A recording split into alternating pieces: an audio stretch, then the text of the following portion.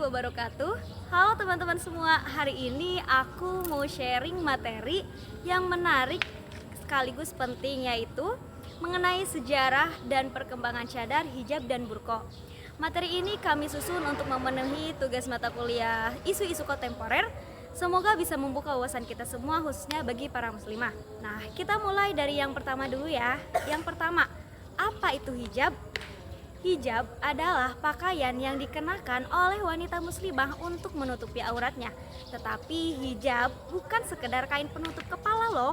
Hijab adalah simbol ketaatan seorang wanita kepada Allah Subhanahu wa taala. Dalam sejarahnya, wanita-wanita zaman dulu seperti di Mesir kuno bahkan sudah memakai semacam penutup kepala untuk menjaga kehormatan mereka. Nah, di Indonesia sendiri pada tahun 1960 sampai 1980-an, hijab pernah dianggap sebagai simbol yang menakutkan. Banyak wanita muslimah yang berjilbab dikucilkan, bahkan sulit dapat kerja dan bisa dikeluarkan dari sekolah. Tapi sekarang, hijab justru menjadi tren fashion yang keren banget. Banyak juga ya sekarang dari brand-brand hijab bermunculan, mulai dari yang dijual di mall sampai yang dijual di pasar tradisional. Influencer seperti Ria Ricis dan Ayudhya bin Slamet juga kini mempopulerkan gaya hijab yang modis dan tetap syar'i.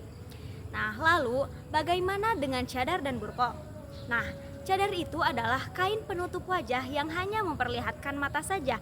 Dalam bahasa Arab disebut niqab, meskipun tidak disebutkan secara eksplisit dalam Al-Quran, sebagaimana ulama menafsirkan ayat di dalam surah Al-Ahzab sebagai dalil tentang anjuran menutupi tubuh secara menyeluruh, termasuk wajah. Tapi para ulama juga punya pendapat yang berbeda soal ini. Ada yang mewajibkan, ada yang menganggap sunnah. Jadi pemakaian cadar itu kembali lagi ke pemahamannya, ke keyakinannya, dan kepada budayanya masing-masing. Sementara itu, burqa adalah penutup tubuh dan wajah yang sangat menyeluruh. Bahkan mata pun kadang hanya tampak lewat oleh kain transparan.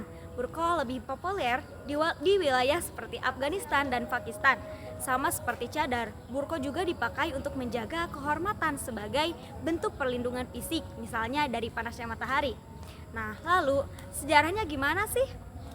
Kalau kita telusuri, sebenarnya pakaian tertutup seperti ini sudah ada sejak zaman Nabi Adam alaihissalam. Dalam Al-Quran disebutkan bahwa Nabi Adam dan Hawa langsung menutupi tubuh mereka setelah menyadari aurat mereka terlihat.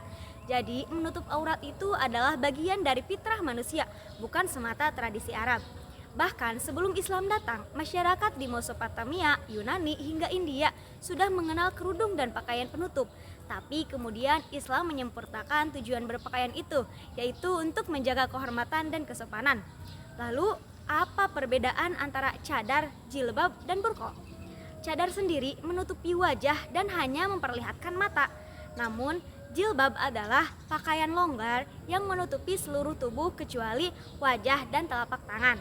Dan burqa sendiri adalah kain yang menutupi seluruh tubuh dan wajah termasuk mata. Nah, tiga-tiganya tuh sama-sama bertujuan menjaga aurat dan kehormatan, tapi caranya berbeda dan kembali lagi semuanya disesuaikan dengan budaya dan mazhab yang dianut. Nah, tantangan di Indonesia dan di dunia itu sendiri, meskipun di Indonesia adalah negara yang mayoritas muslim, ternyata penggunaan cadar dan hijab masih sering mendapat stigma negatif. Misalnya, dianggap radikal atau tidak sesuai dengan budaya lokal. Padahal pemakaian hijab dan cadar itu adalah hak pribadi dan bagian dari kebebasan beragama. Contoh nih, di luar negeri seperti di Prancis, ada aturan yang melarang penggunaan simbol keagamaan tertentu di tempat umum.